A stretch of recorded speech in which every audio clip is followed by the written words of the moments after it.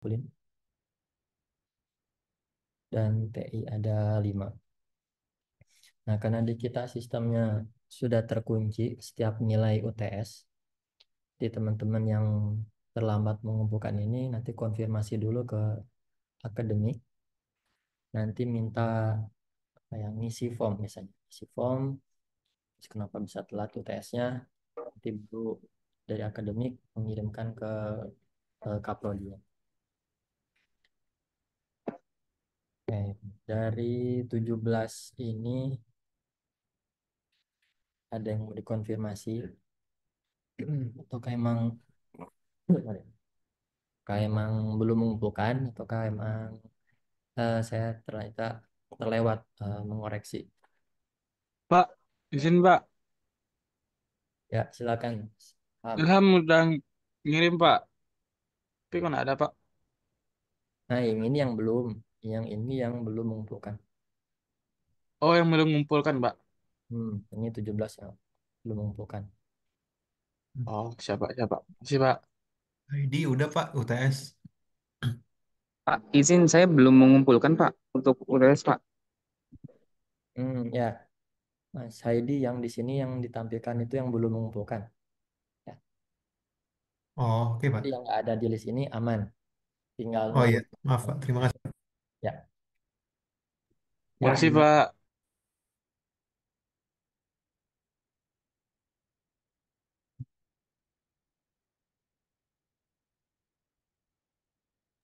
Yang ada di situ aman Pak.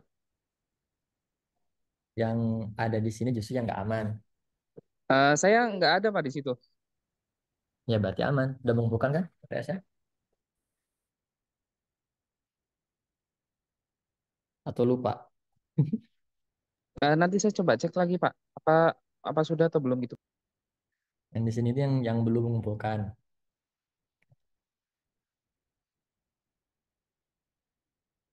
Yang udah mengumpulkan itu udah 57. Udah banyak.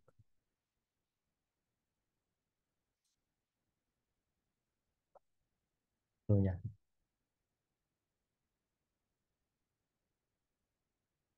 Ya, karena UTS ini ada nilai poinnya 25% dari keseluruhan nilai.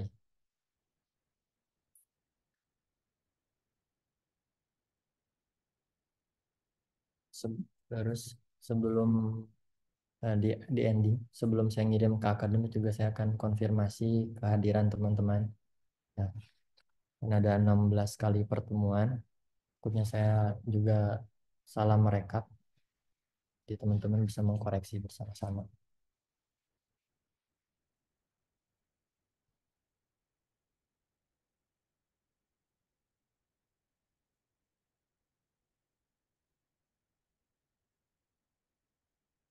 Oke,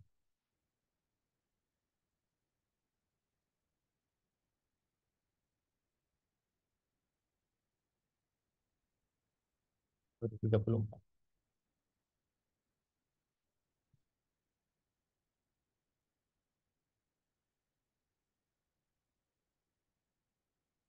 Kita masuk ke presentasi ya, teman-teman. Hmm, Sebelum ke Mas Aji udah siap?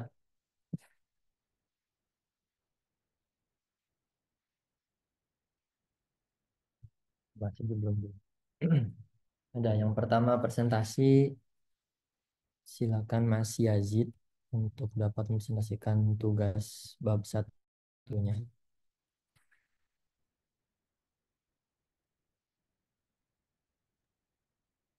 Oke, apa sudah terlihat Pak? Ya. Oke, baik. Assalamualaikum warahmatullahi wabarakatuh. Waalaikumsalam warahmatullahi wabarakatuh. Selamat sore semuanya. Izinkan saya untuk mempresentasikan draft sementara di bab satu. Jadi uh, judul skripsi saya itu ganti. Tadinya kan implementasi face recognition ya. Sekarang jadinya buat rancang bangun aplikasi presensi dengan menerapkan face recognition, terus kemudian ada geolocation dan deteksi fake GPS untuk lembaga kursus mengaji Pamulang. Tuh gantinya jadi judulnya itu rancang bangun. Kenapa? Karena saya ingin fokus kepada perancangan dan juga pengembangan aplikasinya, bukan fokus kepada face recognition-nya gitu. Oke, yang pertama itu yang di bab satu pendahuluan itu adalah latar belakang masalah. Jadi seperti yang sudah dijelaskan di format yang kemarin, bahwa yang di paragraf pertama itu kan berisi soal situasi terkini lah atau tren terkini gitu. Jadi saya menjelaskan tuh seperti ini, bahwa perkembangan teknologi informasi dan komunikasi saat ini itu telah memberikan dampak yang signifikan di hampir seluruh aspek kehidupan, itu termasuk di dalam dunia pendidikan. Nah, teknologi digital tidak hanya digunakan untuk pembelajaran, tetapi juga untuk mendukung proses administrasi dan juga manajemen di berbagai lembaga pendidikan, termasuk lembaga kursus atau bimbingan. Salah satu aspek yang sangat penting dalam dunia pendidikan adalah tuh pencatatan kehadiran siswa itu di banyak lembaga pendidikan, terutama itu di lembaga kursus maji. Pencatatan kehadiran masih dilakukan secara manual atau tradisional. Nah, metode manual ini melibatkan pengisian daftar hadir oleh siswa yang hadir pada sesi kelas, atau dalam beberapa kasus penggunaan tanda tangan itu sebagai bentuk verifikasi kehadiran. Oke, untuk yang di paragraf keduanya itu masih berkaitan dengan yang paragraf pertama, itu proses pencatatan kehadiran yang masih dilakukan secara manual memiliki berbagai kelemahan yang berdampak pada efisiensi dan akurasi. Salah satunya adalah rawannya manipulasi data kehadiran, di mana siswa yang tidak hadir bisa saja memasukkan kehadiran dengan berbagai cara. Salah satu cara yang banyak digunakan adalah dengan memanipulasi data lokasi melalui fake GPS atau memalsukan tanda tangan. Nah, yang jelas tidak mencerminkan kehadiran yang sesungguhnya. Hal ini bukan hanya menciptakan ketidakakuratan dalam data, tetapi juga mengurangi kredibilitas dan integritas lembaga pendidikan. Nah, selanjutnya itu fenomena fenomena ini semakin diperburuk dengan adanya kebutuhan untuk memverifikasi kehadiran siswa yang lebih akurat, terutama di lembaga kursus mengaji yang memiliki banyak siswa dan jadwal kelas yang padat. Nah, ketergantungan pada metode manual semakin memperburuk masalah karena rentan terhadap kesalahan manusia. Nah, keterbatasan dalam memantau kehadiran secara real time serta mempersulit pihak pengelola dalam mengelola data siswa dan kehadiran mereka. Oleh karena itu, muncul kebutuhan untuk sistem yang lebih efektif, efisien, aman dalam memantau atau dan mencatat kehadiran siswa. Selanjutnya itu seiring dengan semakin meluasnya penggunaan data mobile dan internet, teknologi berbasis aplikasi telah menjadi solusi yang sangat memungkinkan untuk mengatasi masalah ini. Salah satu solusi yang dapat diimplementasikan adalah dengan memanfaatkan aplikasi mobile berbasis Flutter yang memungkinkan pencatatan kehadiran secara otomatis dengan menggunakan teknologi geolocation dan face recognition. Nah, teknologi geolocation memungkinkan verifikasi lokasi siswa di saat mereka melakukan presensi, terus memastikan bahwa mereka benar-benar hadir di lokasi yang telah ditentukan. Selain itu, dengan adanya deteksi fake GPS, aplikasi ini dapat mendeteksi jika siswa mencoba memanipulasi lokasi mereka dengan cara mengubah data GPS pada berangkat mereka. Nah, face recognition di sisi lain memberikan lapisan keamanan tambahan dan memverifikasi identitas siswa secara otomatis. Teknologi ini akan yang membandingkan wajah siswa dengan data wajah yang sudah tersimpan di sistem, memastikan bahwa yang hadir di kelas adalah siswa yang benar-benar terdaftar, bukan orang lain yang mencoba menggantikan mereka untuk melakukan presensi. Nah, penggunaan face recognition dapat mengurangi potensi kecurangan yang mungkin terjadi jika hanya menggunakan teknologi geolocation saja. Oke, terus sistem ini memanfaatkan library yang ada untuk face recognition sehingga tidak perlu membangun teknologi pengenalan wajah dari awal, namun hanya perlu mengintegrasikannya ke dalam aplikasi. Nah, dengan menggunakan teknologi yang sudah ada, proses pengembangan sistem dapat dilakukan lebih efisien dan efektif. Aplikasi ini akan mencatat kehadiran siswa secara otomatis dan mengirimkan data ke backend server yang terintegrasi dengan aplikasi web admin, di mana pihak pengelola dapat memantau dan mengelola data kehadiran serta informasi siswa lainnya. Salah satu tantangan terbesar yang dihadapi oleh pengelola lembaga kursus mengaji adalah pengelolaan data presensi yang besar dan seringkali tidak struktur dengan baik. Nah, penggunaan sistem berbasis aplikasi mobile dengan integrasi back-end dan API akan memudahkan pengelola dalam mengakses dan mengelola data kehadiran serta menghasilkan laporan yang lebih akurat dan dapat diandalkan. Selain itu, siswa sistem ini juga memungkinkan adanya pengelolaan data siswa yang lebih efisien, di mana setiap data siswa dapat diakses dengan mudah oleh pengelola lembaga tanpa adanya keterlambatan atau kesalahan input data. Di sisi lain, eh, keberadaan di sisi lain, keberadaan sistem ini juga akan memberikan manfaat besar bagi siswa karena mereka tidak lagi harus mengisi daftar hadir secara manual atau memverifikasi kehadiran dengan cara yang kurang efisien. Nah, dengan menggunakan teknologi yang mudah diakses melalui perangkat mobile, siswa dapat lebih mudah melakukan presensi tanpa harus khawatir tentang manipulasi data. Aplikasi ini juga akan meningkatkan transparansi dan akuntabilitas dalam pengelolaan kehadiran siswa. Selain itu, dengan adanya aplikasi berbasis Flutter yang dapat berjalan di berbagai platform, antara lain Android dan juga iOS, aplikasi ini dapat diakses oleh berbagai jenis perangkat yang dimiliki oleh siswa, tanpa harus terbatas pada perangkat tertentu. Hal ini memberikan fleksibilitas yang lebih besar bagi pengguna dan memungkinkan penerapan sistem ini di berbagai lembaga kursus mengaji di seluruh Indonesia. Secara keseluruhan, pengembangan sistem ini bertujuan untuk memberikan solusi yang efektif dan efisien dalam pencatatan kehadiran siswa di lembaga kursus mengaji. Nah, dengan memanfaatkan teknologi yang ada, secara seperti geolocation, fake GPS detection, dan juga face recognition, diharapkan dapat mengurangi kemungkinan manipulasi data dan meningkatkan akurasi serta efisiensi operasional lembaga pendidikan. Selain itu, dengan adanya backend dan API yang terintegrasi, sistem ini juga dapat mempermudah pengelola dalam mengelola data siswa dan processing secara lebih struktur dan efisien. Dan Betul, Bang. Oke. Di sini udah bagus. Yang pertama kan udah dideskripsiin topik permasalahannya ya. iya, Terus yang kedua juga sudah ditemukan fenomenanya.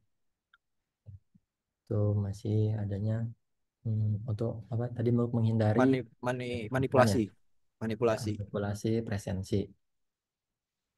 Terus yang ketiga juga sudah diidentifikasi masalahnya. Nah, cuma ada berapa tambahan.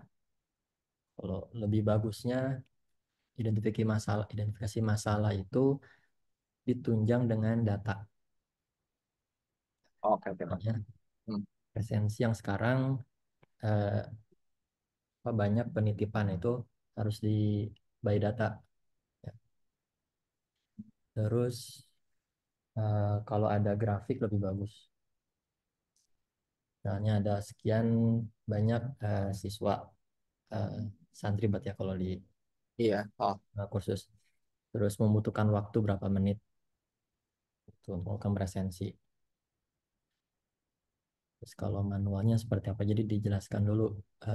Jadi identifikasi masalah dengan data. Terus yang keempat itu udah bagus, sudah ada fokus ya, sudah ada fokus permasalahan. Terus ada tambahan yang poin kelima itu lengkapi argumen dengan teori. nah iya itu yang belum dimasukin kemarin, Pak. Hmm. Jadi kalau kalau kalimat ini diambil dari jurnal, diambil juga jurnalnya itu diambil dari mana, terus siapa penulisnya, tahun berapa, itu Iya. yang masuk ke daftar pustaka. Kecuali kalimat itu emang dibikin sama kita sendiri. Hmm. Kalau kalimat itu bersumber dari jurnal lain atau di artikel lain, dari blog atau dari web lain, itu harus dicantumkan sumbernya. Oke. Iya Ya, sih itu udah kelihatan dari ini. Oh ya, karena kelupaan juga. Oh belum masukin ini argumen dari yang penelitian sebelumnya gitu. Yang dari yang pernah ada itu penelitian yang pernah ada. Wah, kita masih belajar semua. Dia ada 5 poin utama yang di latar belakang. 3 poinnya udah terpenuhi itu. Deskripsi topik penelitian, terus menemukan fenomena, terus sudah fokus di satu permasalahan, itu udah ada 3 poin. Tinggal lengkapi sama 2 poin lagi, itu identifikasi masalah by data, Sama sama lengkapi argumentasi argumentasi. dengan teori. Ya, Pak. Siap. Oke, lanjut Mas ke Nah, rumusan masalah. oke, untuk yang selanjutnya itu ada bagian rumusan masalah. Jadi berdasarkan latar belakang masalah di atas, rumusan masalah yang diangkat dalam penelitian ini adalah sebagai berikut. Yang pertama itu adalah bagaimana merancang aplikasi mobile berbasis Flutter untuk mencatat dan memverifikasi kehadiran siswa secara digital di lembaga kursus Maji. Terus yang kedua itu adalah bagaimana teknologi geolocation dapat digunakan untuk memastikan lokasi siswa saat melakukan presensi. Terus yang ketiga itu adalah bagaimana deteksi fake GPS dapat diterapkan untuk mencegah manipulasi lokasi kehadiran siswa. Terus yang keempat, bagaimana pengembangan backend web admin dan API dapat mendukung pengelolaan data siswa dan presensi secara efisien. Mau lanjut dulu apa mau dilanjut ke batasan masalah, Pak? Di sini ada 4 rumusan masalah. Nanti harus dijabarin juga ada 4 Empat tujuan. tujuan dan 4 alur merancang. Terus nanti gimana cara geolocation diterapin, uji coba. Ketiga, gimana cara deteksi fake GPS itu implementasinya sama evaluasinya. Iya. Keempat juga gimana pengembangan backend. Lumayan banyak kalau 4 Mas. Kalau boleh sih 3 aja. Berarti yang mau kira-kira kalau dari pandangan Bapak itu, mana yang perlu dikurangin gitu atau di Ini nomor 4 nggak kurang kurang pas karena di situ juga ada efisiensi. Nah, efisiensi harus dapat diukur. Boleh sih pakai kata efisiensi, cuma kalau efisiensi nanti di pengujian pasti banyak nanya. ya Contoh efisiensinya gimana? Siapa yang ngitung? nomor. Ya, Berarti untuk pengembangan webnya perlu tetap dimasukin atau udah fokus ke mobile-nya aja, Pak? Kalau kayak gitu, Pak. sebenarnya udah terwakili sih sama nomor 1. Oh, oke, oke. Jadi Siap, Pak. fokus di masalah verifikasi kehadiran. Hmm. Oke, siap, Pak. Oke, untuk selanjutnya itu ada batasan masalah. Jadi penelitian ini dibatasi oleh beberapa hal sebagai berikut. Yang pertama itu adalah fokus pada pengembangan aplikasi mobile berbasis Flutter yang mengintegrasikan geolocation, deteksi fake GPS, dan face recognition, serta tidak mencakup pengembangan teknologi face recognition dari awal. Terus yang kedua itu aplikasi ini hanya digunakan untuk pencatatan kehadiran siswa di lembaga kursus mengaji dan tidak mencakup pengelolaan data akademik lainnya. Terus yang ketiga itu adalah deteksi fake GPS dilakukan berdasarkan pemanfaatan teknologi geolocation dengan asumsi bahwa manipulasi lokasi dapat terdeteksi menggunakan metode yang ada pada perangkat mobile. Terus yang keempat, pengembangan backend web, admin, dan juga API difokuskan pada manajemen data presensi dan siswa, tidak termasuk fitur-fitur lain di luar cakupan aplikasi ini. Ya, bagus. Oke, Lanjut. untuk yang selanjutnya itu ada tujuan penelitian. Tujuan penelitian ini adalah untuk yang pertama itu merancang dan membangun aplikasi pencatatan kehadiran berbasis Flutter yang dapat mencatat kehadiran siswa secara otomatis dengan memanfaatkan teknologi geolocation dan face recognition. Yang kedua itu adalah menerapkan deteksi fake GPS untuk memastikan keaslian lokasi siswa saat melakukan presensi, terus mengurangi potensi manipulasi data. Yang ketiga itu adalah mengembangkan sistem backend dan API untuk mengelola data siswa dan presensi secara efisien dan terpusat melalui platform web admin. Terus yang keempat itu adalah menggunakan library face recognition untuk validasi identitas siswa secara otomatis tanpa harus mengembangkan teknologi face recognition dari nol atau dari awal. Berarti poin nomor 3 bisa dihapus ya, naikin yang poin 4. Iya. Oke. Terus yang keempat itu ada manfaat penelitian. Yang pertama itu adalah manfaat teoritik. Penelitian ini diharapkan dapat memberikan kontribusi dalam pengembangan aplikasi pencatatan kehadiran berbasis teknologi modern, khususnya dalam penggunaan geolocation, deteksi fake GPS, dan juga face recognition dalam konteks pendidikan non-formal. Terus yang kedua itu ada manfaat aplikatif. Yang pertama itu adalah bagi lembaga kursus mengaji, itu sistem yang dikembangkan akan membantu meningkatkan efisiensi pencatatan kehadiran dan mencegah manipulasi data kehadiran siswa. Terus yang kedua itu adalah bagi pengelolaan dan admin. Dengan adanya backend web dan API, pengelolaan data siswa dan presensi dapat dilakukan dengan lebih mudah dan efisien. Terus yang ketiga itu adalah bagi masyarakat. Aplikasi ini dapat menjadi contoh penerapan teknologi untuk meningkatkan efisiensi operasional dalam bidang pendidikan non formal. Nah, dengan mengidentifikasi masalah, tujuan, dan manfaat penelitian ini, diharapkan hasil penelitian ini dapat memberikan solusi praktis untuk mengatasi masalah pencatatan kehadiran di lembaga kursus maji dan memanfaatkan teknologi secara efektif.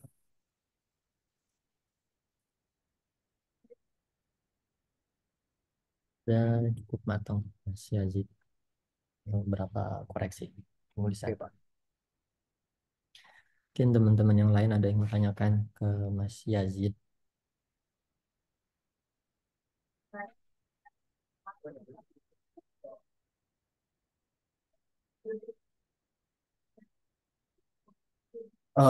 Paling mau tanya untuk kayak format skripsinya boleh Pak?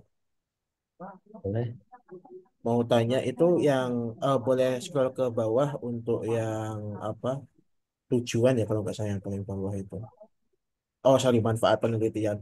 Nah untuk poin apa poin apa sih namanya itu yang untuk angka-angka itu yang E 1 2 harus ada titik-titiknya lagi itu untuk ngelis kayak gitu. Itu formatnya kayak gimana ya? Setelah huruf, setelah angka, harus apakah boleh huruf kecil atau boleh pakai kayak gini apa titik gitu? Kalau untuk secara penulisan kayaknya kemarin udah dikasih tahu Pak Yusuf deh, Mas. Oh Buat sudah yang ya. udah ini. Cuma ini aja ini belum kok belum belum sesuai sama yang ininya, sesuai sama yang diminta sama pihak kampus ini karena cuma masih draft kan, jadi belum belum saya rapihkan sesuai sama yang ini. Iya, aku apa namanya penasaran sama itu sih. Jadi untuk apa setelah huruf huruf yang besar, setelah angka, terus apakah apa misalkan 1,2 atau gimana gitu, atau boleh pakai huruf kecil kayak gitu sih. Pak, Mungkin Pak di Yusuf. di learning kayaknya ada deh Mas, kalau nggak salah. Ya, kayaknya panduan itu ada di e-learning. Oh, ya, Ya, kayaknya iya saya lagi lihat panduan buku-buku ya, panduan buku juga panduan sih. skripsi. Mm-mm. Buku pedoman penyusunan. Mm-mm. Oh, nanti saya coba cek lagi nih kalau gitu. Oke, terima kasih. Tapi itu yang tahun kemarin ya. Nggak tahu nanti Iya. apakah mengeluarkan edisi terbaru atau kan masih pakai tahun kemarin. Tapi Oh iya, kalau ini sudah nemu untuk subbabnya, subjudul dan lain-lain. Oke, terima kasih. ya kasih pertanyaannya Mas.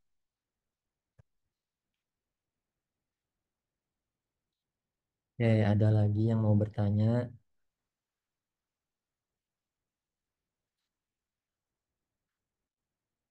Sepertinya cukup Mas Yazid. Terima kasih presentasinya. Oke, terima kasih semuanya. Terima kasih Pak. Ya,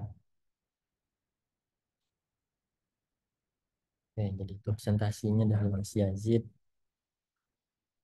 Hmm.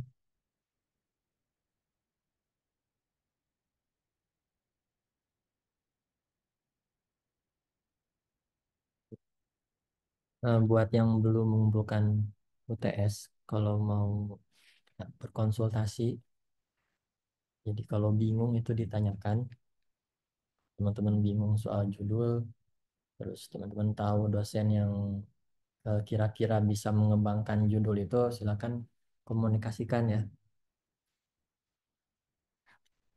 karena banyak yang belum mengumpulkan.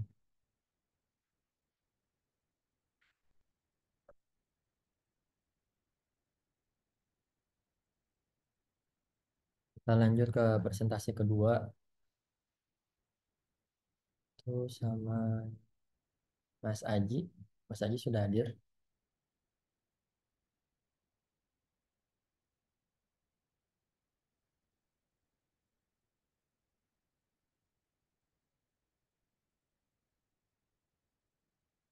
Kita next dulu ke Mas Faiz. Selamat sore, Pak. Ya, selamat sore Mas. Ais, udah siap Mas? Insya Allah, Pak. Silakan Mas. Oke. Hmm.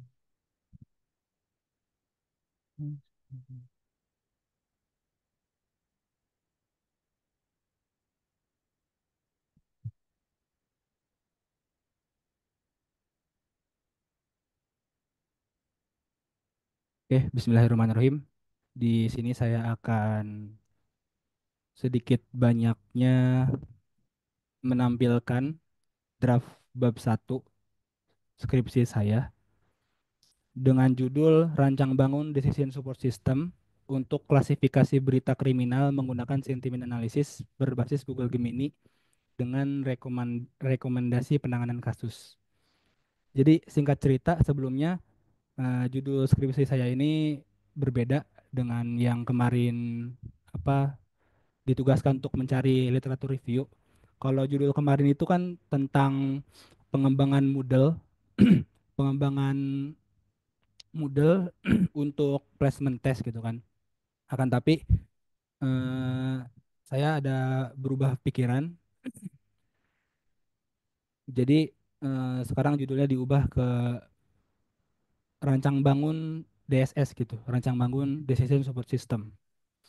Ini juga kebetulan saya lagi banyak riset di bidang ini, di rancang bangun ataupun sistem decision support system.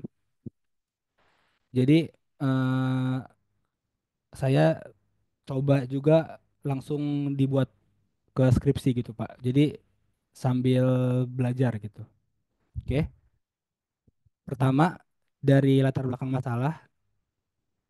Latar belakang masalahnya itu adalah di mana aparat penegak hukum di Indonesia seperti kepolisian ataupun pejabat ataupun RT RW setempat ya gitu sering menghadapi tantangan dan pengambilan keputusan yang cepat dan tepat dalam menangani kasus kriminal.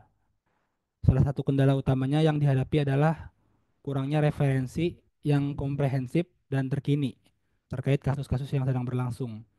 Nah, kemudian berita-berita kriminal yang tersebar di media massa seringkali tidak diolah secara sistematis sehingga aparat penegak hukum sulit untuk mendapatkan gambaran yang jelas mengenai kasus-kasus yang terjadi di wilayah tertentu. Nah, kemudian dalam situasi seperti ini diperlukan adanya sistem yang dapat membantu aparat penegak hukum untuk menganalisis dan mengklasifikasikan berita kriminal dengan cepat sehingga mereka bisa mengambil langkah-langkah yang tepat. Nah, kemudian sebuah DSS ini ataupun Decision Support System ini yang berbasis pada analisis sentimen dari berita nasional dapat menjadi solusi yang efektif dengan memanfaatkan teknologi seperti Google Gemini untuk analisis sentimen untuk sentimen analisisnya gitu.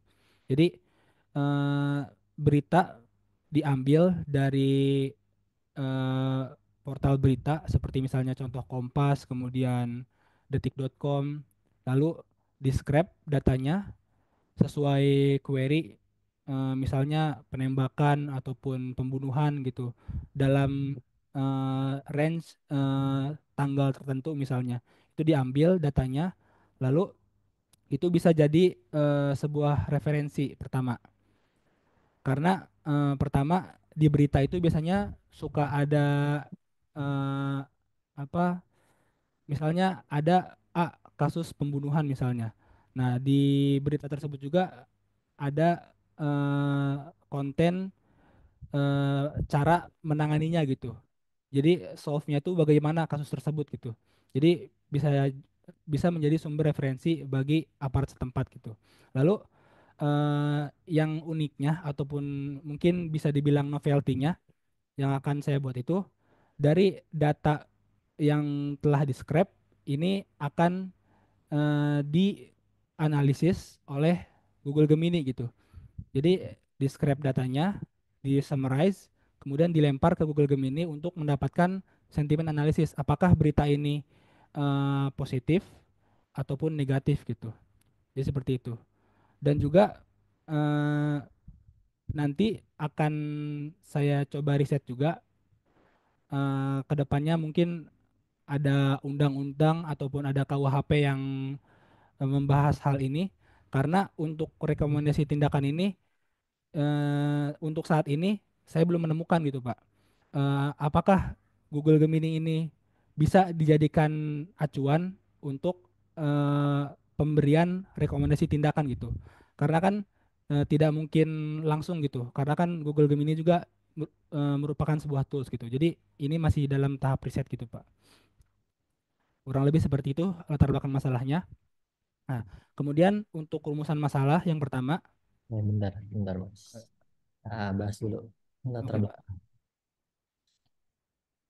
belakang. Di sini udah ada deskripsi topik penelitiannya ya.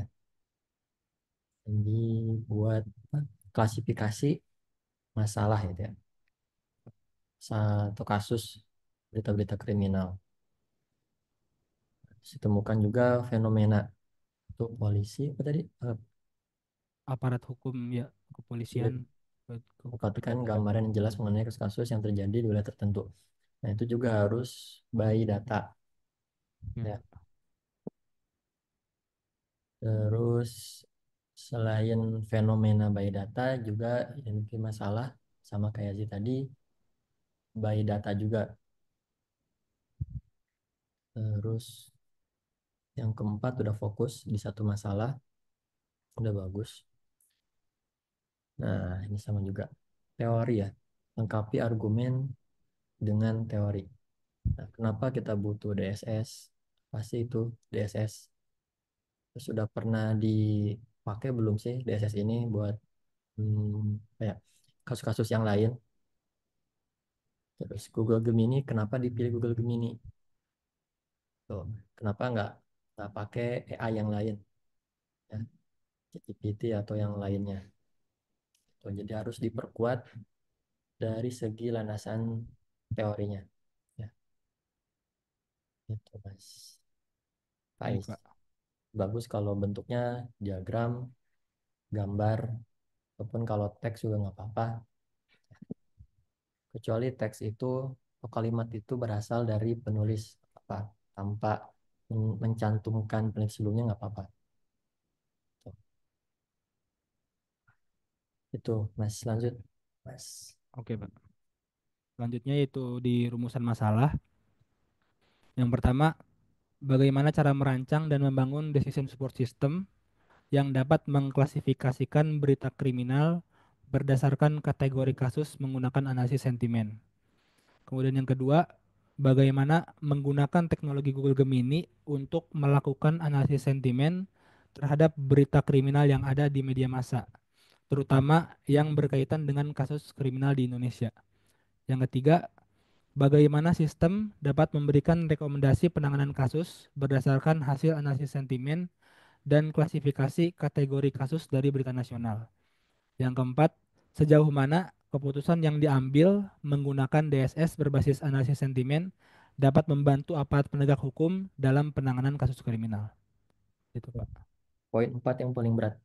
Iya, Jauh mana keputusan yang diambil menggunakan DSS berbasis analisis sentimen dapat membantu aparat. Itu kan harus terimplementasi. betul, Pak. Berarti kan harus terdevelop, terimplementasi, terus juga sudah dipakai dan Iya. dievaluasi. Kayaknya poin 4 yang paling berat itu. Ini poin 4 kenapa saya masukkan Pak? Karena ini juga merupakan real project saya di kerjaan. Jadi mungkin singkat sebulan atau 2 bulan nanti akan diimplementasikan gitu Pak ke tempat kepolisian seperti itu Pak. Apa itu bagus, cuman harus ada bukti evaluasinya. Oke Pak, nanti akan saya coba diskusi lagi dengan pihak sananya.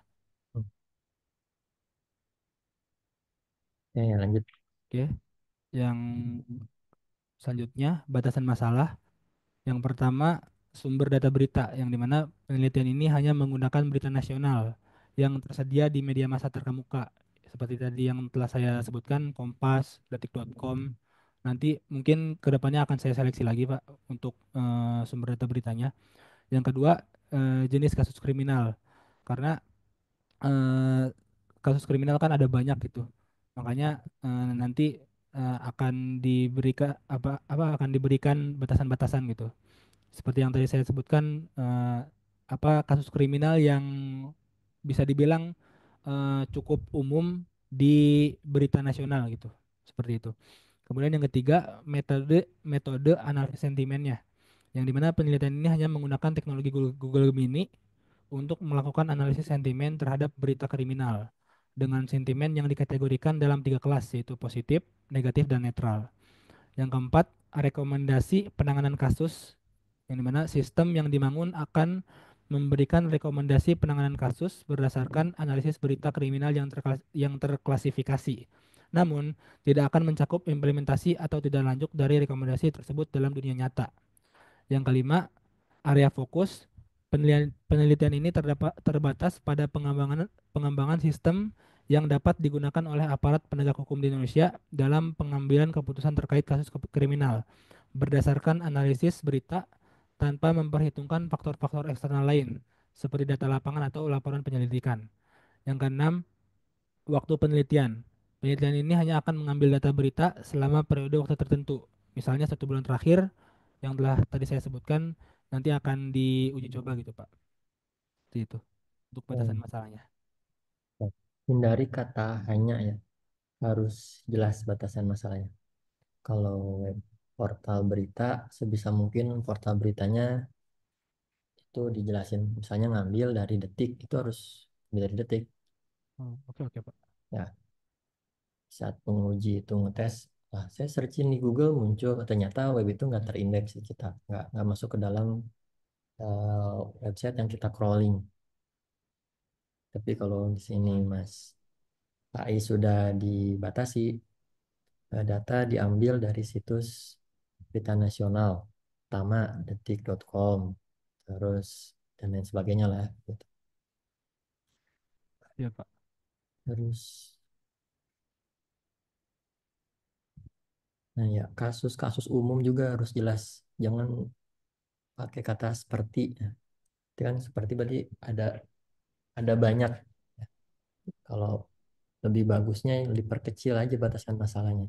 Oh, iya Pak. Pencurian, perampokan, pembunuhan. Jangan ini kan dan kasus-kasus serupa yang muncul dalam berita. Nah, ini yang bikin abu-abu. Bisa kan Bikin batasan luas masalahnya ya Pak.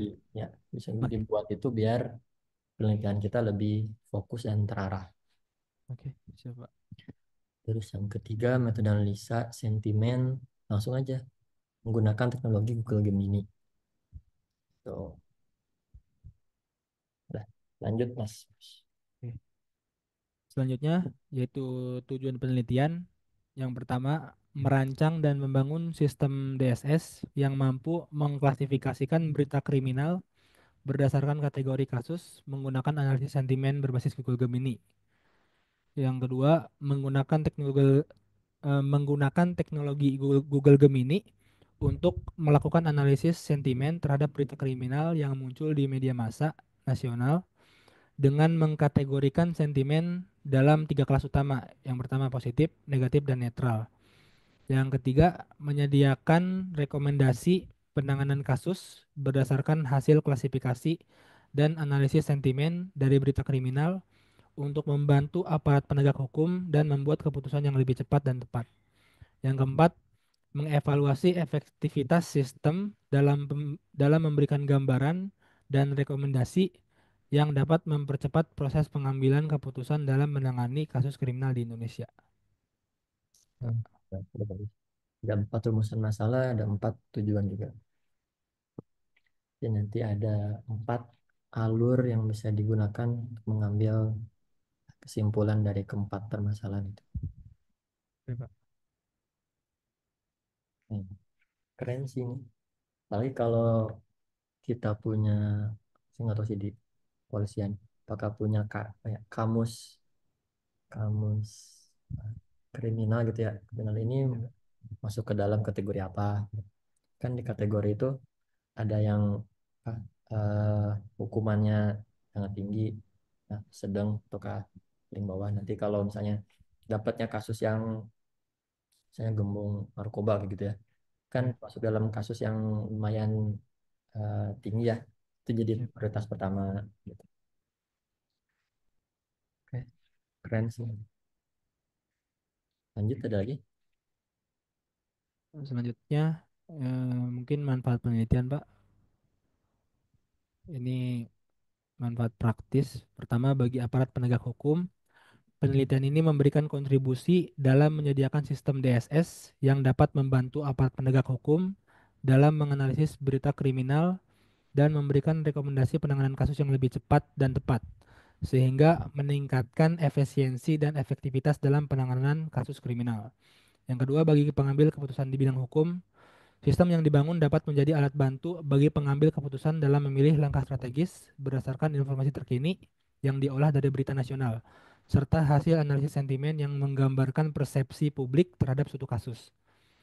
Yang ketiga, bagi pengembang sistem, penelitian ini memberikan wawasan dan aplikasi praktis dalam pengembangan sistem berbasis teknologi analisis sentimen, khususnya dalam konteks berita kriminal yang dapat ditetapkan di berbagai bidang lainnya seperti pendidikan, pemerintahan, bahkan bisnis.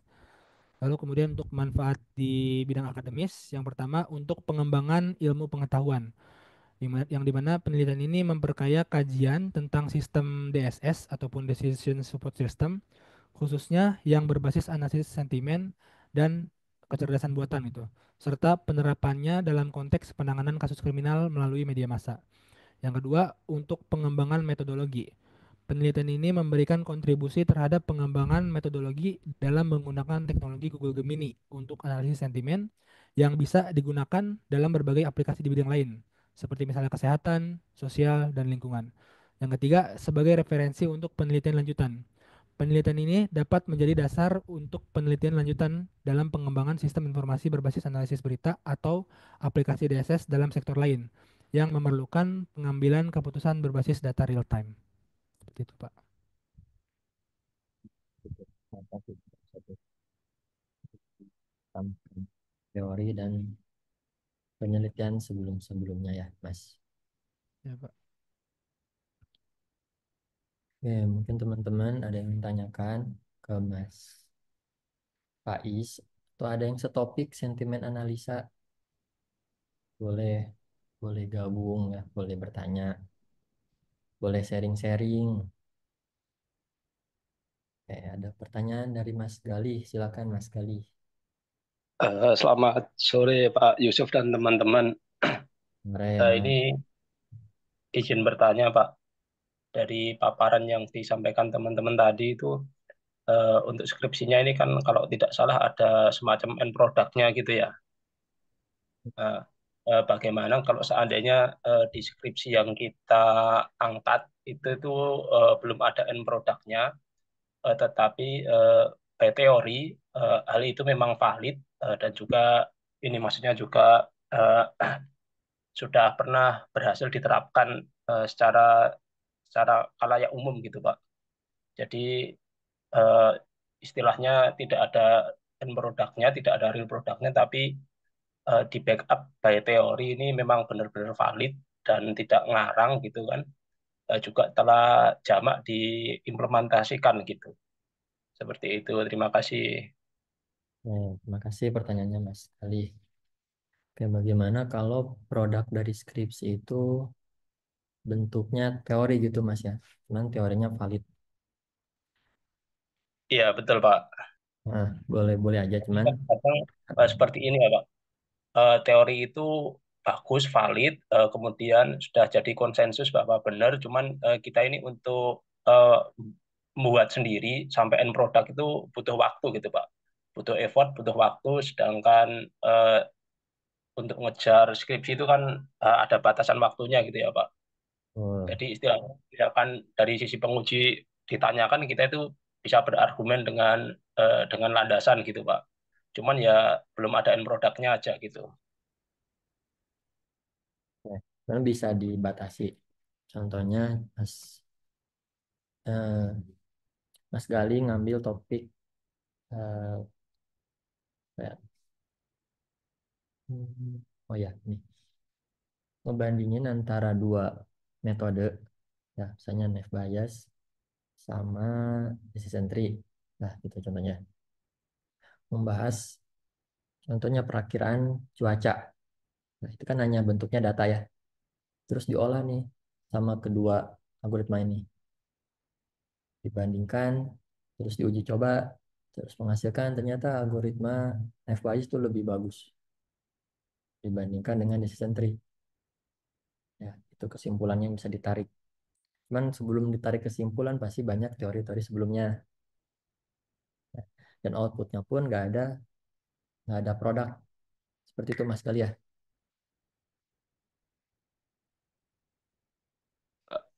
Oke Pak, baik, makasih Pak. Dan pastikan itu berbau IT ya. Nah, kita jurusan Fakultas Ilmu Komputer. Terus ya saya kemarin-kemarin saya ngecek yang UTS kemarin. Ada beberapa yang melenceng dari Fakultas Ilmu Komputer. Ya, tolong dikoreksi. Eh, Fokus ke teman-teman kan SI sudah pernah saya jelaskan fokusnya kemana, TI kemana, dan IF kemana. Jadi sebisa mungkin tidak jauh dari skup itu. Oke.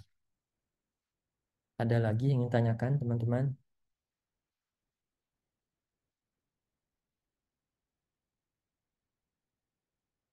Ini ada yang setopik deh ini Mas Faiz. Ada yang ngambil sentimen analisis juga. Siapa tuh Pak? Siapa ya? Yuk bertanya yuk. Yang setopik. Ini sebenarnya Pak, untuk sentimen analisis kenapa pakai Google Gemini? Ini lebih ke arah bisnisnya sih Pak. Sebenarnya bisa ada mau riset juga di bidang ini. Cuman karena di sini ada sisi bisnisnya, jadi saya pakai Google Gemini Pak. Seperti itu. Ya, apa-apa. Cuman itu harus ditunjang sama landasan teori. Oh, siapa? Google Gemini pernah dipakai di mana, terus ChatGPT pernah dipakai di mana. Seharusnya sudah ada yang pernah mengimplementasikan, sudah ada hasilnya juga. Jadi kita jabarkan berapa alternatif. Nah, baru kita ambil alternatif yang menurut peneliti itu bagus hasilnya. Baik Pak. Karena Google Gemini lebih bagus dalam klasifikasi berita kriminal dibandingkan dengan ChatGPT, semuanya harus tertulis dan by landasan teori. Baik Pak. Oke, mungkin itu saja. Terima kasih Mas Faiz. Baik. Terima kasih teman-teman. Terima kasih Pak Yusuf.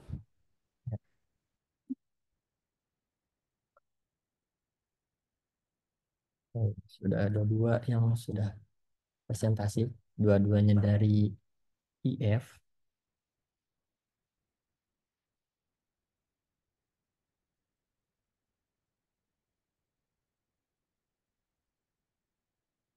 Satu lagi sebelum kita break sholat maghrib, Mas Aji, apakah hadir Mas Aji?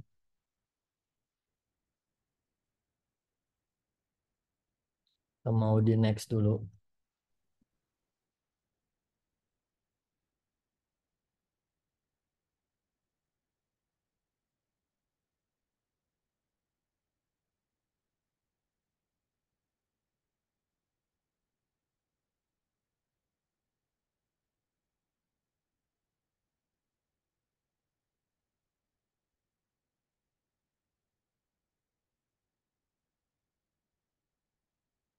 Sepertinya di next dulu.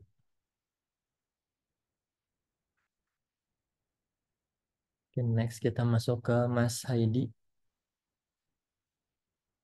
Mas Haidi sudah siap? Hadir Pak, hadir. Eh, Silakan Mas Haidi. Oke Pak. Mas Haidi ini saya nguji pas KP-nya. Masuk yang keren juga ini. Patut kita simak teman-teman presentasinya.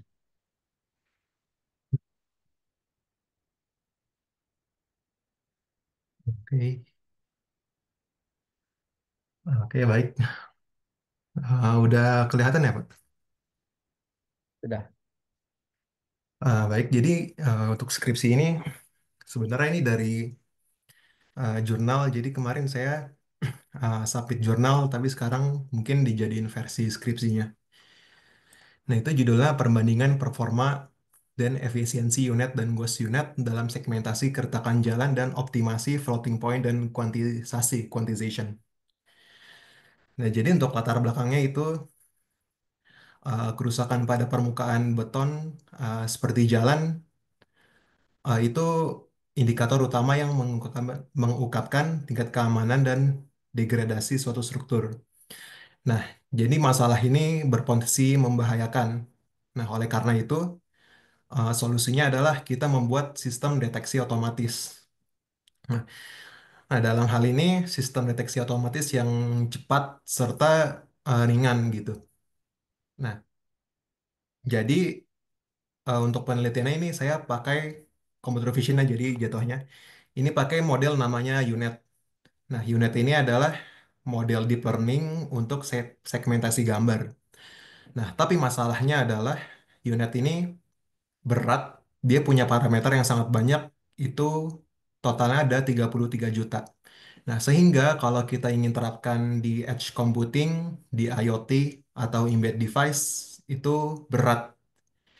Nah, lalu solusinya adalah di sini saya pakai namanya Ghost Unit. Nah, jadi Ghost Unit ini sebenarnya adalah gabungan dua model. Ini model unit yang biasa sama ada namanya Ghost Module.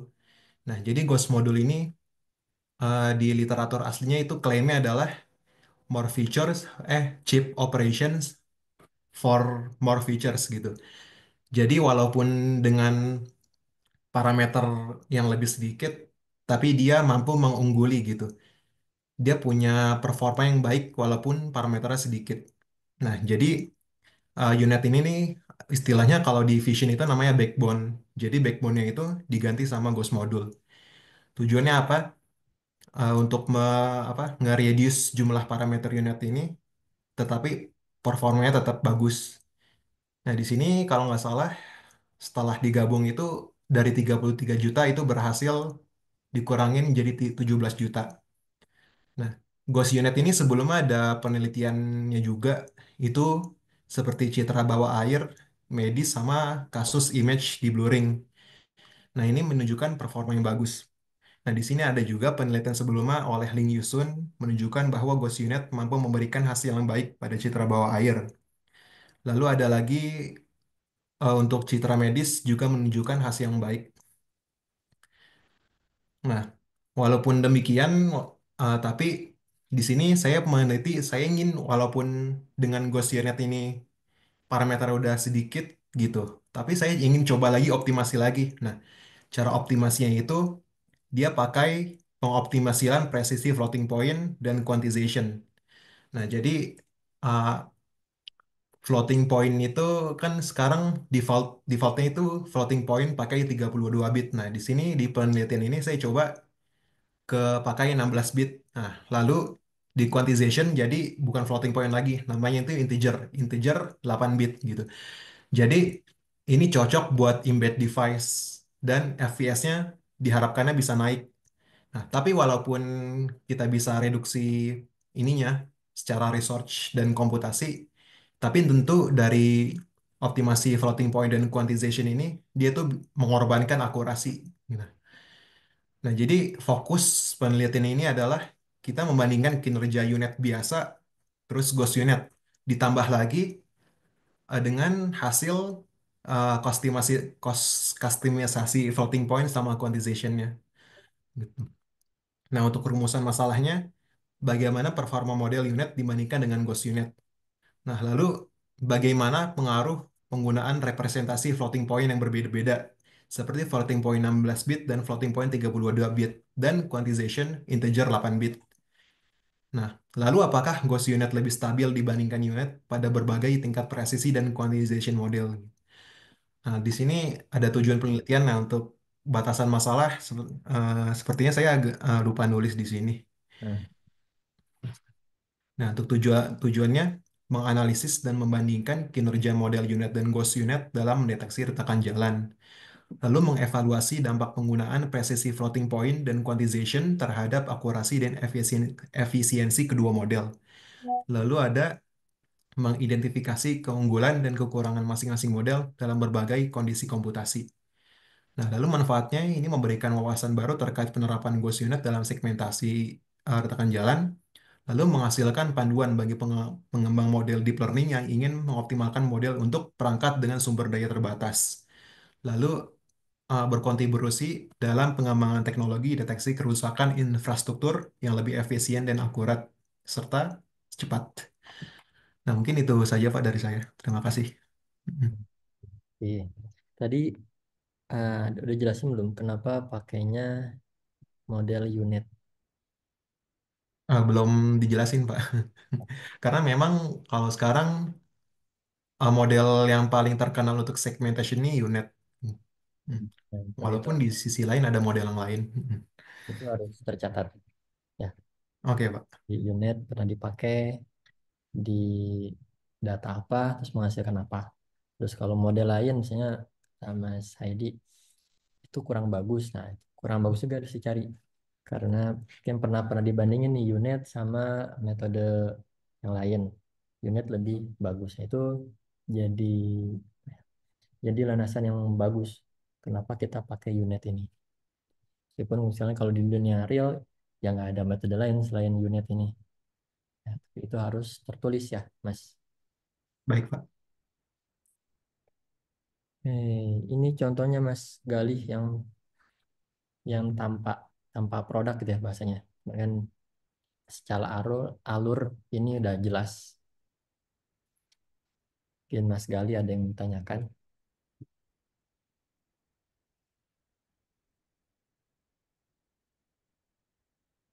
Atau teman-teman lain ada yang ditanyakan.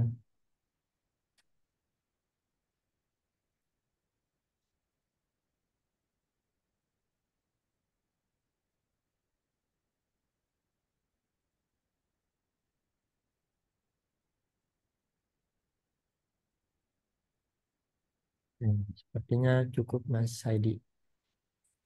Baik Pak. Jadi ya catatannya kurang landasan teori. Ya. Oke Pak. Oke, kita break dulu sholat maghrib. Kita lanjut jam 18.30. Ya.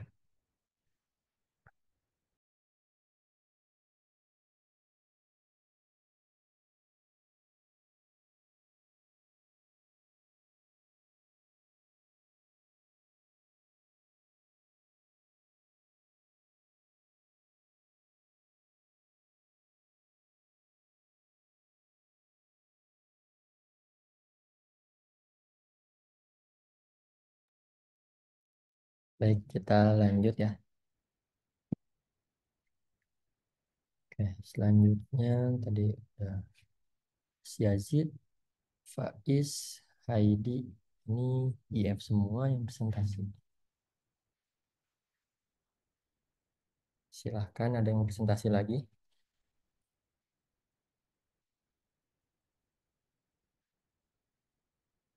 Saya boleh nggak Pak? Boleh, silakan Mas Nathan. Oke, bentar. Nathan IF lagi nih, udah 4 IF. Oke, udah kelihatan belum Pak layarnya? Sudah, silakan Mas. Oke.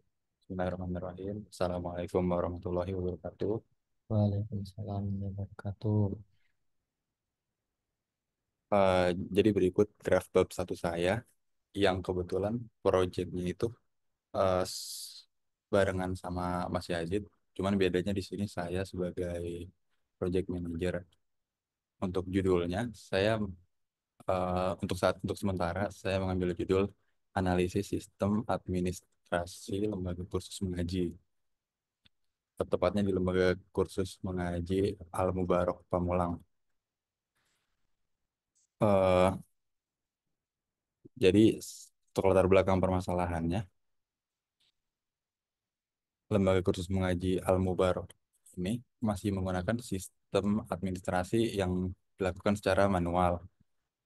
Misalnya untuk pencatatan keuangan, terus untuk pencatatan absensi siswa, santri dan guru atau ustadz, terus untuk alur-alur pendaftaran, penilaian dan segala macamnya itu masih dilakukan secara manual. Nah, jadi project di project ini kami mencoba untuk melakukan digitalisasi dengan membuat sistem manajemen administrasi. Untuk rumusan masalahnya ada tiga, yaitu yang pertama, bagaimana proses administrasi pada lembaga kursus mengaji dilakukan secara manual dan apa saja kendala yang dihadapi. Terus yang kedua, bagaimana sistem digital dapat membantu meningkatkan efisiensi dan akurasi manajemen administrasi lembaga kursus mengaji. Yang ketiga, fitur apa saja yang harus tersedia dalam sistem digital untuk memenuhi kebutuhan administrasi lembaga kursus mengaji. Untuk batasan masalahnya, saya menetapkan 4 batasan, yaitu yang pertama, penelitian hanya mencakup pengembangan sistem manajemen administrasi untuk lembaga kursus mengaji. Kemudian, sistem yang dikembangkan berfokus pada fungsi pengelolaan data siswa atau santri, pengelolaan kehadiran, dan pencatatan pembayaran. Yang ketiga, sistem dirancang berbasis web untuk mendukung aksesibilitas yang lebih luas. Terus yang keempat, penelitian tidak mencakup integrasi dengan sistem pembayaran eksternal atau pengembangan aplikasi seluler. Untuk tujuan penelitiannya, penelitian ini memiliki beberapa tujuan utama sebagai berikut. Yang pertama, menganalisis kendala yang dihadapi lembaga kursus mengaji dalam melakukan manajemen administrasi secara manual, merancang dan mengembangkan sistem manajemen administrasi berbasis digital untuk lembaga kursus mengaji, menguji implementasi sistem yang dikembangkan dalam mendukung efisiensi dan akurasi administrasi di lembaga kursus mengaji. Untuk manfaat penelitiannya, ada manfaat teoritis dan praktis. Untuk manfaat teoritisnya, diharapkan bisa memberikan kontribusi dalam pengembangan teori tentang penerapan teknologi informasi dan sistem manajemen administrasi, khususnya di lembaga pendidikan berbasis keagamaan. Untuk manfaat praktisnya, mempermudah untuk lembaga khusus mengajinya, mempermudah pengelolaan data siswa, pembayaran, dan kehadiran secara terstruktur, mengurangi kesalahan manusia dalam pengelolaan data administratif. Untuk pengembangan sistem, memberikan panduan dalam mengembangkan sistem manajemen administrasi berbasis web yang sesuai dengan kebutuhan lembaga pendidikan kecil. Kemudian bagi dunia pendidikan, mendukung digitalisasi di sektor pendidikan berbasis keagamaan, mempercepat adopsi teknologi, dan meningkatkan literasi digital di kalangan masyarakat. Eh,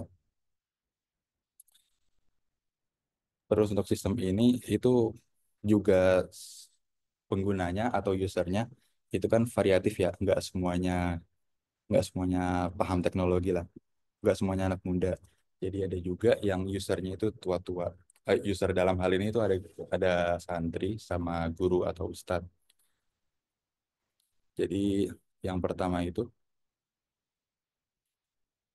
kenapa sistemnya dikembangkan di web dulu supaya supaya dia bisa diakses dari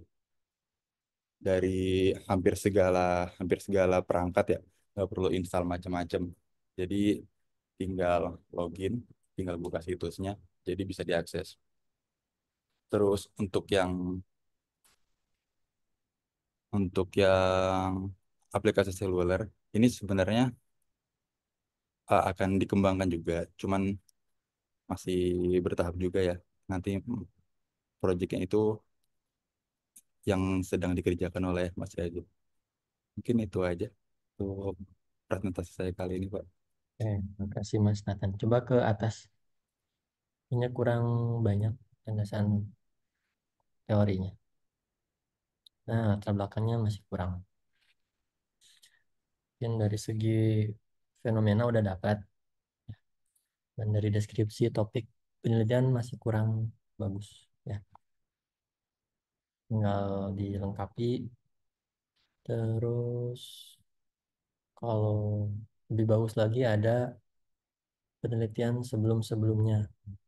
Sudah pernah ada nggak sih yang udah bikin aplikasi, perancangan aplikasi di lembaga kursus atau di tempat lain, terus pakai metode apa, hasilnya apa, gitu. Baru nanti mengerucut tuh ke yang mau dibahas deskripsi.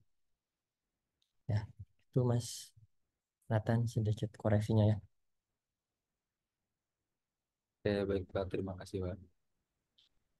Oke, sama-sama Mas Nathan. IF udah ada 4 orang yang presentasi.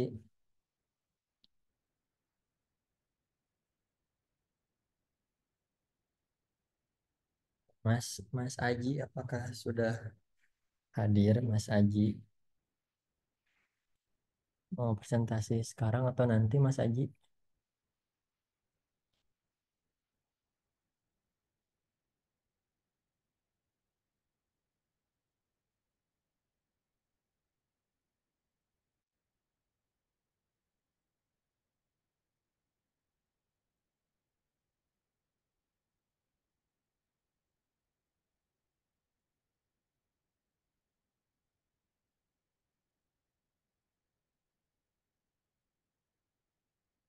Hmm,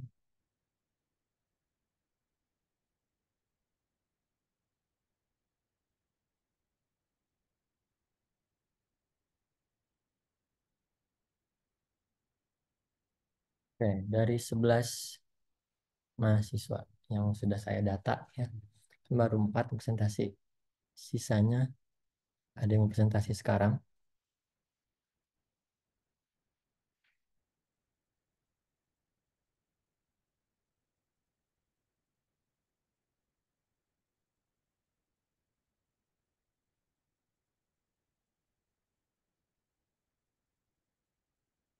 Mau menonton dulu teman-temannya. Tapi Pak izin Pak presentasi. Silakan Mbak Rafifah. Rifah urutan ke-11. Iya, Silakan Mbak.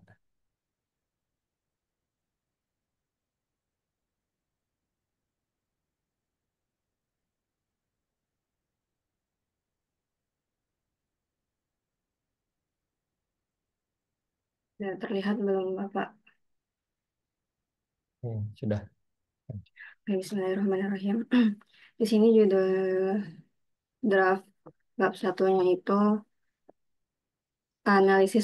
analisis tren penjualan ikan cana menggunakan decision tree berbasis preferensi penghobi. Studinya diambil dari komunitas ikan hias cana. Jadi latar belakang masalahnya itu secara rangkum akhir-akhir ini baik di dalam negeri maupun di luar itu sedang tren untuk pelihara ikan hias cana ini, baik dari yang harganya paling murah sampai dia harganya yang paling mahal, dari yang paling mudah dipelihara sampai yang paling sulit pemeliharaannya. Masalahnya itu eh, di beberapa penjual ikan hias ini, mereka ini kadang ketika nyetok jenis satu ikan, ikan cana, eh, pelanggan ini malah banyak yang cari jenis yang lain. Kemudian menjelang akhir tahun nanti beda lagi gitu jenis yang dicarinya. Nah, jadi karena masalah ini, untuk mendapatkan apa namanya tren pasar yang akurat, terus juga penjual ikan hias juga bisa apa namanya nih menyuplai ikan cananya dengan benar jenisnya sesuai waktu, mungkin waktu trennya itu nanti dicarinya itu kapan. Jadi di sini saya mau pakai yang namanya apa namanya decision tree ya. Jadi pakai konsep predictive analytic. Nah di sini terus rumusan masalahnya itu apa saja faktor yang mempengaruhi keputusan pembelian ikan cana oleh penghobi. Kemudian bagaimana tren penjualan ikan cana dapat diprediksi berdasarkan preferensi pelanggan menggunakan analisis decision tree. Bagaimana penjual ikan hias dapat memanfaatkan hasil analisis analisis prediktif untuk meningkatkan strategi pemasaran dan pengelolaan stoknya. Batasan masalahnya ini hanya fokus pada analisis ikan cana saja berdasarkan dan data historis penjualan dan survei langsung ke komunitas dan juga wawancara. Kemudian eh, batasan masalah berikutnya itu penelitian ini tidak mencakup faktor eksternal seperti tren global atau perubahan harga pasar. Tujuannya tujuannya untuk menganalisis tren penjualan ikan cana berdasarkan preferensi penghobi, kemudian mengidentifikasi faktor-faktor utamanya, kemudian memberikan rekomendasi kepada penjual dengan merancang strategi pemasaran dan pengelolaan stoknya berdasarkan tren. Nah, di sini manfaat teoretik dan aplikatif. Nah, teoretiknya itu di sini saya tulis untuk menambah literatur penerapan prediktif analitik dalam perdagangan ikan hias, kemudian kontribusi pada pengembangan ilmu terkait penggunaan teknologi dalam prediksi tren pasar. Aplikatifnya membantu penjual ikan hias dalam merancang strategi pemasaran berbasis data, memprediksi permintaan pasar, kemudian mengoptimalkan pengelolaan stok ikan berdasarkan itu yang tadi tren dan preferensi pelanggannya. Sampai di sini aja Pak draft 1 yang Rafifa buat. Coba naik dulu Mbak ke latar belakang.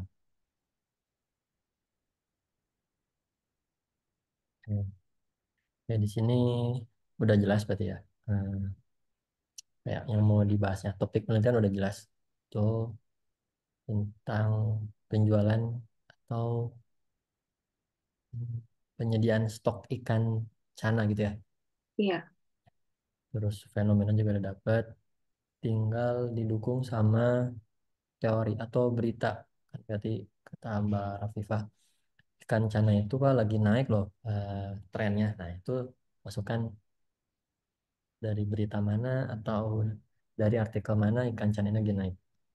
Terus tadi fenomenanya banyak pembudidaya gitu ya menyediakan stok, cuman pas dicari sama yang mau beli dia cari stok ikan yang lain. Nah itu kalau bisa by data juga ya, kalau misalnya datanya Pak belum belum ada artikel yang membahas ikan cana ini apa stoknya tuh beda dengan yang diinginkan sama pelanggan. Berarti yang harus dilakukan oleh Mbak Rafifa ini itu kita sebut apa namanya? Sorry. Kuesioner. Ya, berarti Mbak Rafifa bikin kuesioner, ada berapa pelanggan di bulan tersebut, terus ada berapa yang stoknya ada dan ada berapa yang stoknya tidak ada, gitu. Nah, evaluasi itu nanti akan dipakai setelah terimplementasinya decision tree yang sudah dibuat sama Mbak Rafifah, gitu Mbak ya. Jadi untuk memperkuat landasan masalah atau latar belakang masalah terus dibuat seperti itu. Iya, Pak. Sebelumnya udah pernah implementasi decision tree Mbak Rafifah? Ini baru mau coba, Pak. Ya. Ada berapa channel yang bisa dipakai buat belajar decision tree? Oke, udah bagus. Tinggal perbaiki sedikit, terus masuk ke pembahasan.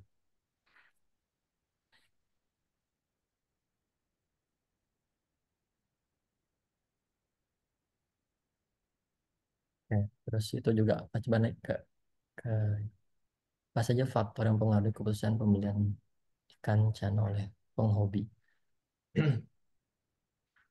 Nah, ada berapa cara buat cari faktornya.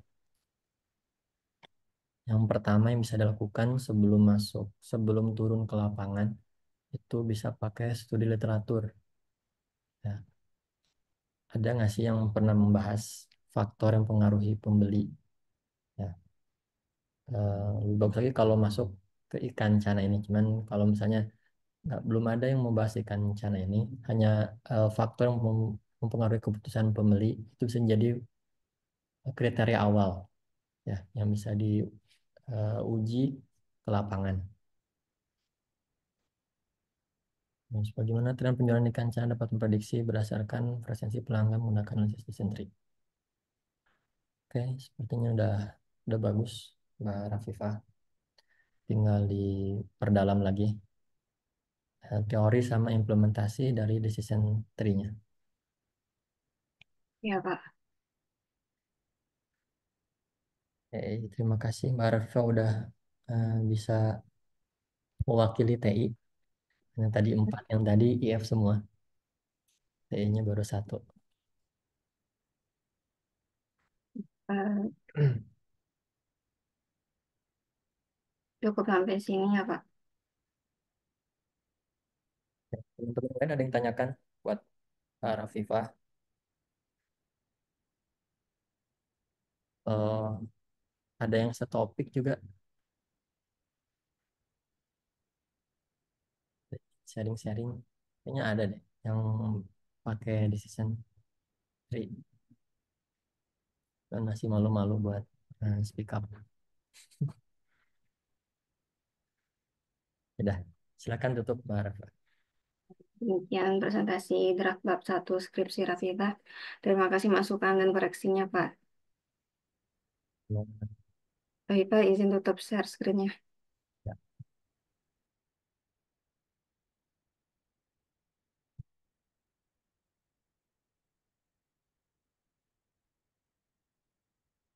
Oke, hari ini sudah ada yang 5 presentasi.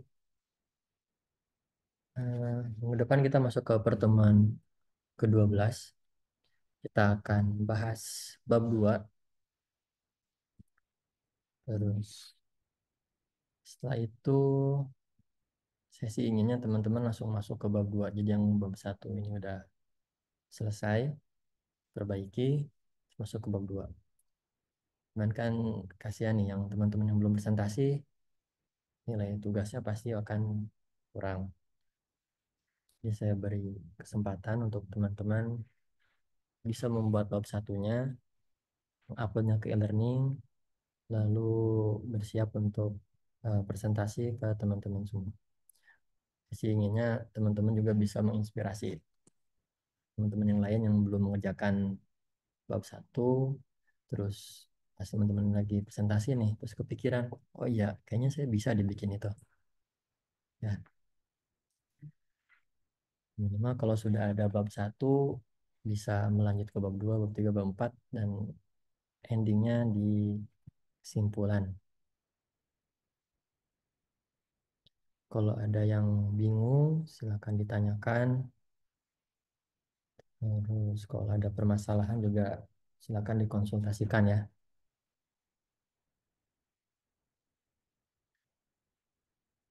Mungkin itu saja untuk pertemuan hari ini.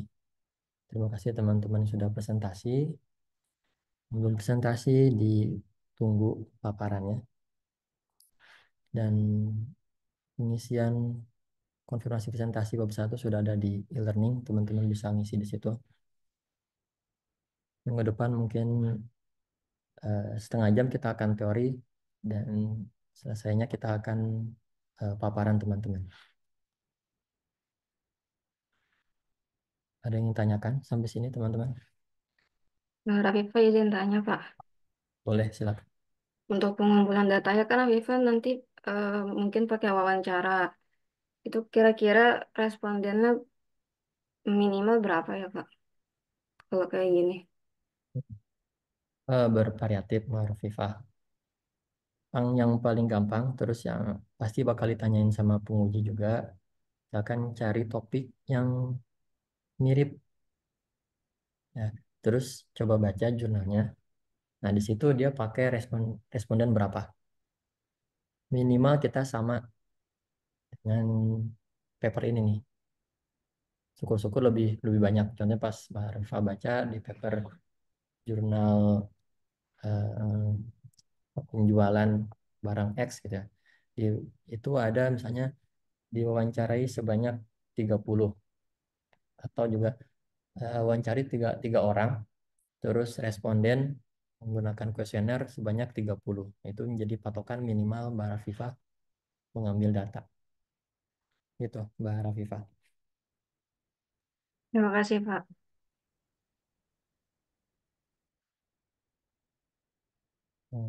Saya rasa cukup ya teman hari ini.